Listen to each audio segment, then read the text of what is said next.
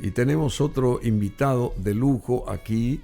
Hace rato no venía, pero lo convencimos y sabemos de su sapiencia, sabemos de su nutrida agenda también y sabemos de su capacidad histriónica y versada.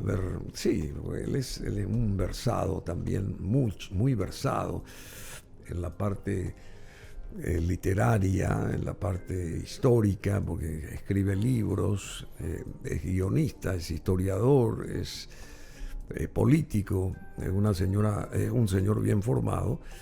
Así que tenemos el alto honor de presentar a Roberto Paredes. ¿Cómo te va? Súper bien, Bruno, y vine porque mis secretos están bien guardados. Sí, tus secretos están bien guardados. Guardados. Bueno, así es, secretos bien guardados, y yo creo que hay algo que está en secreto, Sí. y que nadie estaba viendo las famosas tumbas estas allá en Sácara, en el Nilo, que se descubren de tanto en tanto en Egipto. Sí. Y esas tumbas guardan miles de secretos, ¿verdad? Correcto. De gente con miles de años encima también. Pero pasaron 7 años del famoso asesinato lamentable del liberal Rodrigo Quintana. Sus padres siguen devastados en busca de justicia. Y yo creo que todos queremos justicia y queremos que se esclarezcan las cuestiones. Pero ayer yo dije también algo parecido, digamos. Yo no entiendo, querido Roberto Paredes, y quiero que analices lo que diga yo ahora y quiero que vos debatas lo que pueda caerte no gratamente o no correctamente, y que vos me digas lo contrario, si amerita o no lo que tu conciencia diga al respecto, ¿verdad? Ese día, esto fue cuando, hace 7 años, ¿cuándo fue exactamente esto? En el 2017 fue, exactamente. Fue finales de marzo. El último día de marzo. Bueno, el último día, 31. Entonces, 31, claro, 31 de marzo del sí, 2017. Correcto. Habían 500 periodistas en Asunción porque se realizaba la cumbre, digamos, una reunión muy importante del Banco Interamericano de Desarrollo a nivel continental acá. El presidente era Horacio Cartes en ese entonces, y el ministro de Hacienda, que fue el que invitó a toda esta gente y el que también inició toda esa ponencia, digamos, ahí, para con el BID, fue Santiago Peña, ministro de Hacienda en aquel momento, hace 7 años atrás. Mi pregunta y mi consulta, y lo que yo defiendo, es esta postura. Si el gobierno, no porque sea el gobierno Cartes, el gobierno X, Sí. convoca a 500 periodistas y se genera la reunión continental de un poderoso medio financiero como el Banco Interamericano de Desarrollo en Asunción, en ese mismo momento que también se tenía que inaugurar un viaducto nuevo, queman el Congreso y matan, asesinan a este señor Quintana, al joven Quintana, en la sede del Partido Liberal. Ese contraste penoso hasta ahora a mí no me cierra, porque y supuestamente culpan de todo ello al gobierno de turno de ese momento, ¿verdad? ¿Y en qué cabeza cabe eso?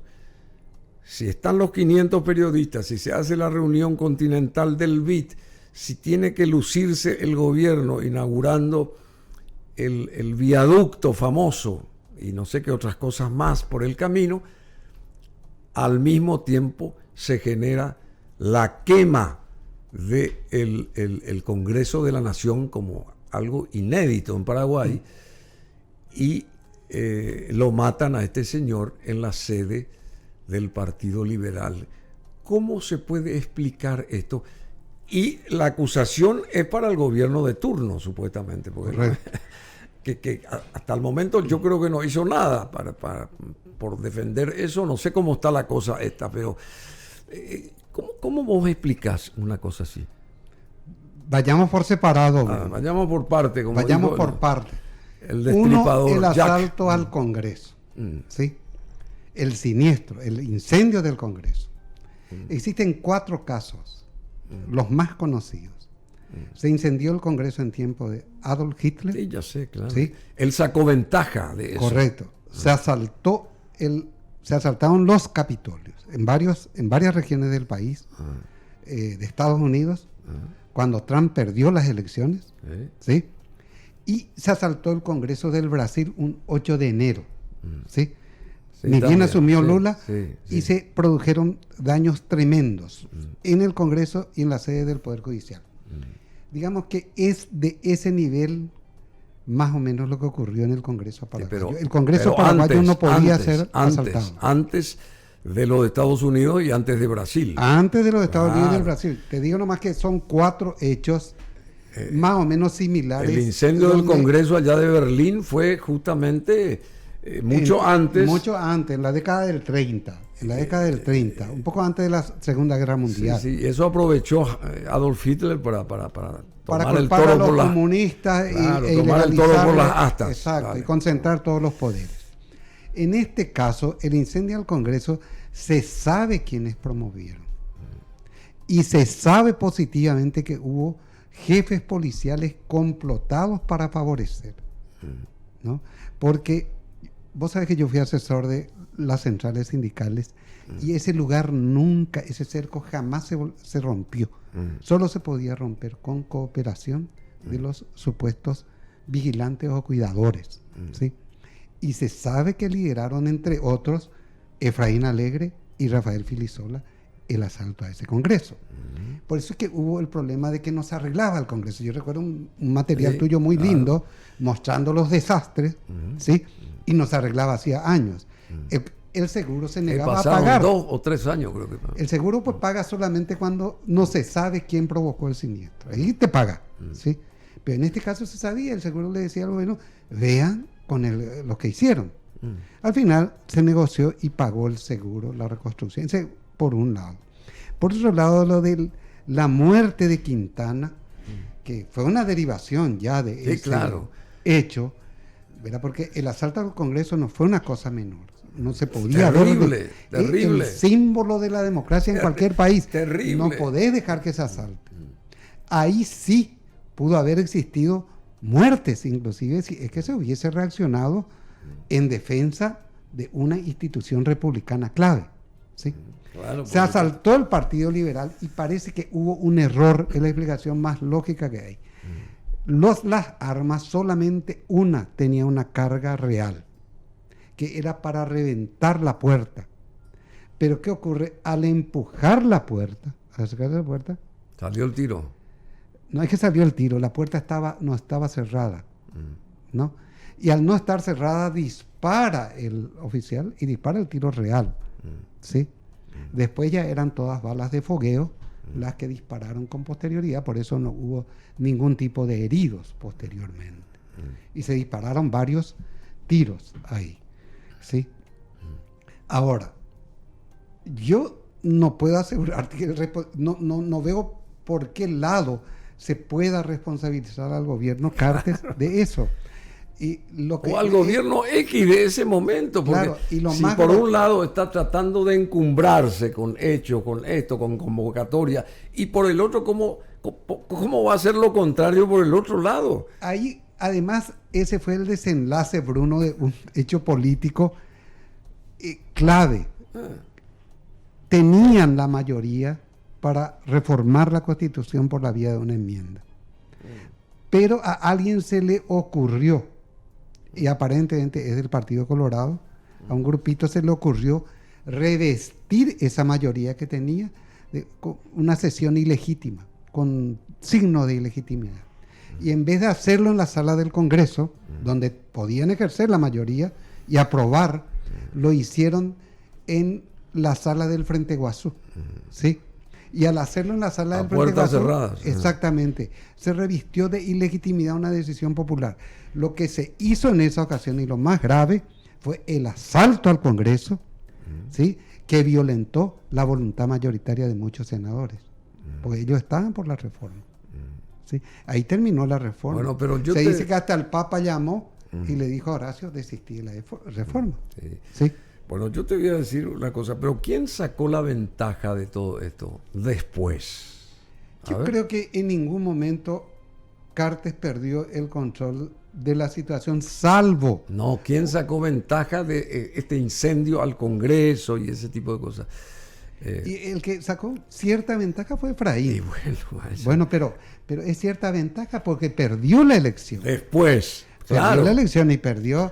Pero no, él basamentó toda su campaña claro, teniendo estos signos correcto. Y se presentó supuestamente negativos del gobierno de entonces a su favor. Correcto. ¿Es así o no es así? Es correcto. Bueno, hay que Y ver. por segunda vez se presentó como candidato a presidente y perdió por una diferencia así De muy más de 500,000 pequeña, muy votos. discutible.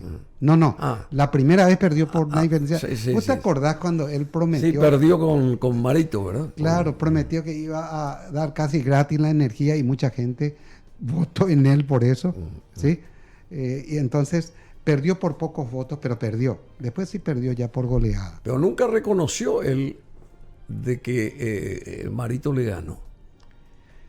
Yo creo que no solo reconoció. Oficialmente nunca reconoció. Reconoció. Oficialmente yo creo que de alguna manera él reconoció esa...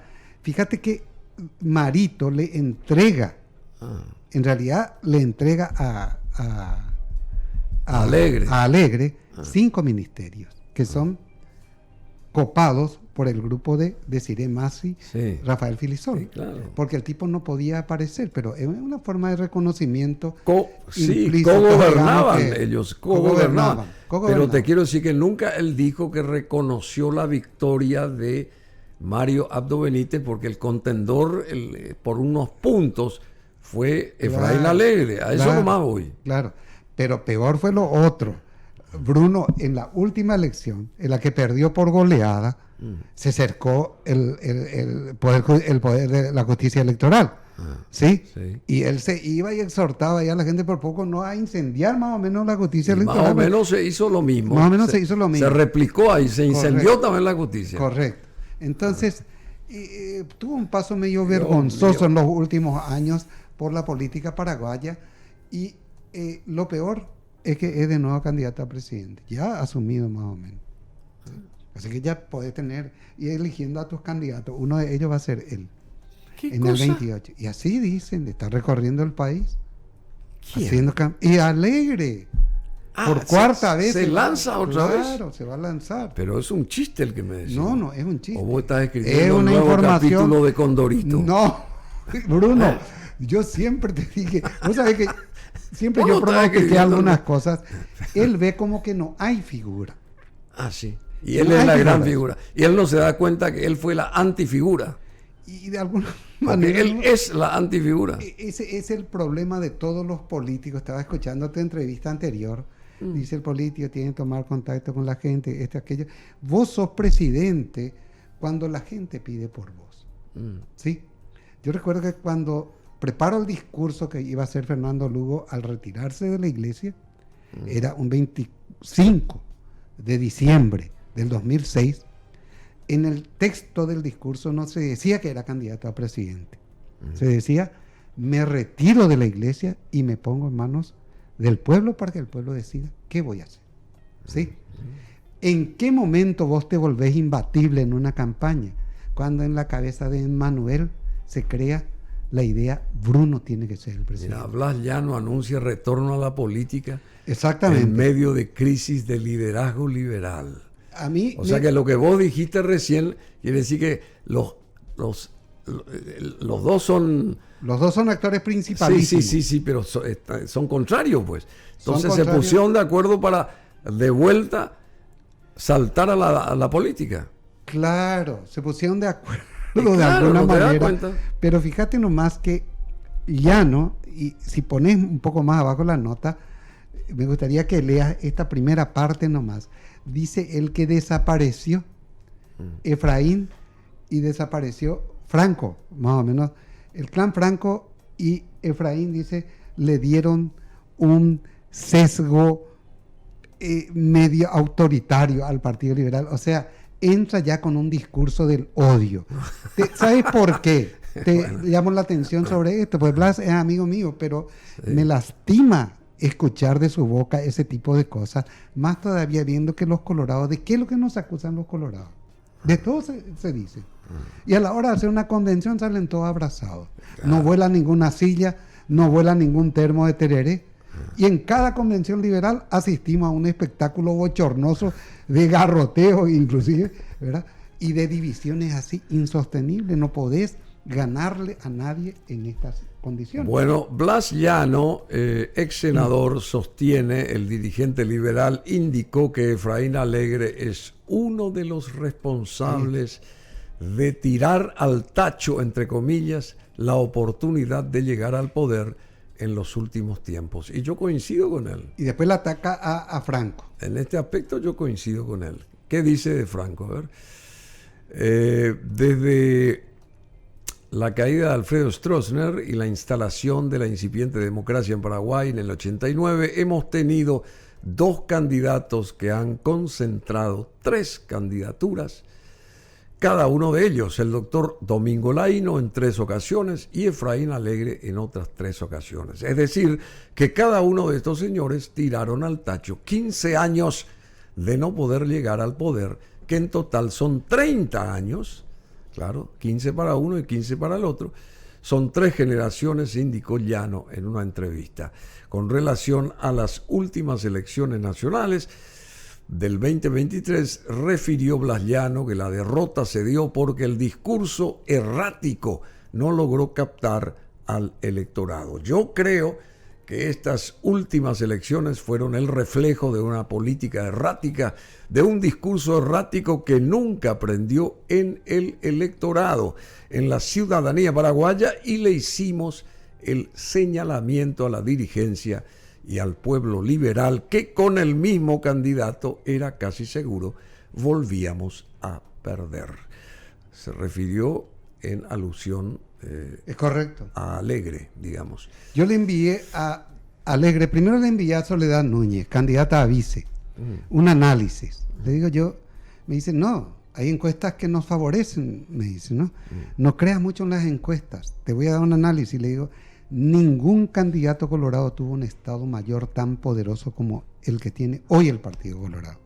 Estaban juntos Juan Carlos de la Verna, Nicanor Duarte Frutos, Silvio Velar, Julio Velázquez, los 2 Velázquez, gente que conocía de memoria el Partido Colorado, por un lado. Por otro lado, tenían y tienen recursos archisuficientes como para ganar una elección. Y sobre todo tienen la capacidad, Bruno, de convertir su intención de voto en votos. Porque por poco no tienen una camioneta por cada elector para llevarle a votar. O sea, la candidatura de Peña era una candidatura imbatible. Yo señalo eso en un programa de radio. Me llaman, hubo una reunión en la Casa de Alegre, me contaron personas que participaron. Y obviamente muchos se lanzaron contra mí y mis advertencias. Sí. De todos modos, algunos defendieron, dijeron que había que hablar conmigo, pero después dejaron de hablar. ¿Sabes por qué? Porque las encuestas ya le daban como ganadores. Se estaban repartiendo los cargos ellos. Bueno, tenemos hasta unos días antes él estaba seguro de que ganaba la elección. Sí, yo sé, sí, eso nos desvinculó de Mundi Rolón, el caso de Efraín Alegre.